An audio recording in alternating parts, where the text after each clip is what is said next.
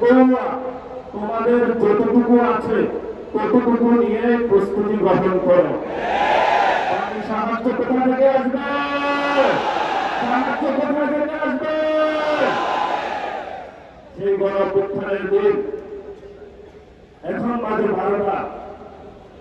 সকালবেলায় বাংলাদেশ পুলিশ স্তব্ধ, আর্মি সব জায়গায় করিডোর দিয়ে রেখেছিল। আমি আর নাহিদ একটা ভাষা আরোপ করেছিলাম। আমরা সকালবেলা বের হতে চাইলাম,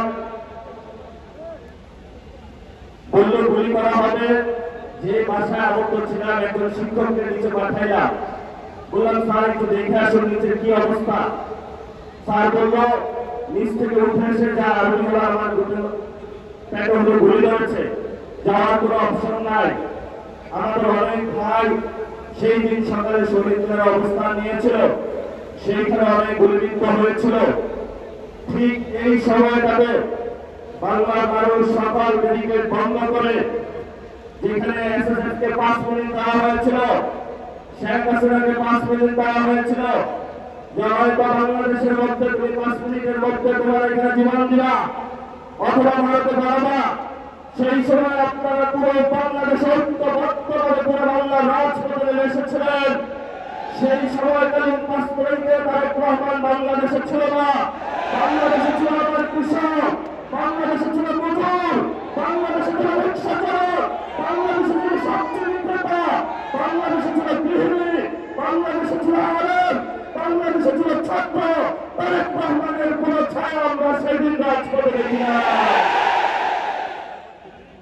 নতুন করে বাংলাদেশে এসেছে, হালগতি বুঝার আগেই সব সিদ্ধান্ত নেওয়া শুরু করেছে। আমরা বলেছি আপনাকে স্পষ্টত, আপনি যদি ক্ষমতায় থাকতে হয় আপনি গণভোটের রায় বাস্তবায়ন করতে হবে। যেই পরিস্থিতি পাকিস্তানি জনতাদের হয়েছিল বাংলার জনগণের রায় না মানার কারণে, সেই পরিস্থিতি আপনার সাথেও হবে। কারণ এই প্রধানমন্ত্রীর চেয়ার এটা আপনার না, এটা বাংলাদেশের জনগণের।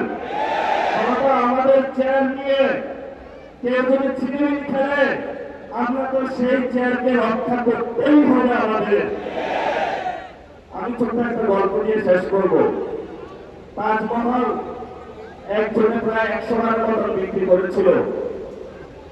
সব খরিদ্দার আসে খুঁজে যে আমি তাজমহলের মালিক, কিন্তু তাজমহলের মালিকানা কি কেউ নিয়েছে না ওই ব্যক্তিও নিয়েছে? এটা ভারতের সম্পত্তিও ছিল। তারেক রহমান নির্বাচনে আসার আগে অনেক জায়গায় ধর্ণা দিয়েছে। ভারত থেকে শুরু করে অনেক দ্বীপ স্টেটের কাছে তাজমহলের মতন 100 জায়গা বাংলাদেশকে বিক্রি করেছে।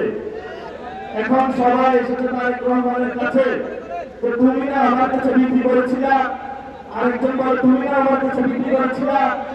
তারেক রহমান এখন মাথা খারাপ হয়ে গিয়েছে। এখন তাদের পাওনা বুঝিয়ে দিতে পারছে না, কারণ বাংলাদেশের মালিকানা তারেক রহমানের নয়, বাংলাদেশের মালিকানা বাংলাদেশের জনগণের। আমাদেরকে শুরু করতে হবে, যদি বাংলাদেশের মাটি, বাংলাদেশের বায়ু, বাংলাদেশের পানি ভারত বা অন্য রাষ্ট্রের কাছে কেউ বিক্রি করতে চায় ক্ষমতার লোভে, আমরা রাজপথে থেকে সেই সকল মানুষ থেকে বাংলাদেশের স্বাধীনতা এবং সার্বভৌমত্ব নিশ্চিত করতে হবে। এটা যদি আমাদের জীবনে চায়, আমাদের কোনো পরোয়া আছে? চোখ তুলে নিয়েছে ইন্টারনেট একজন ছাত্রের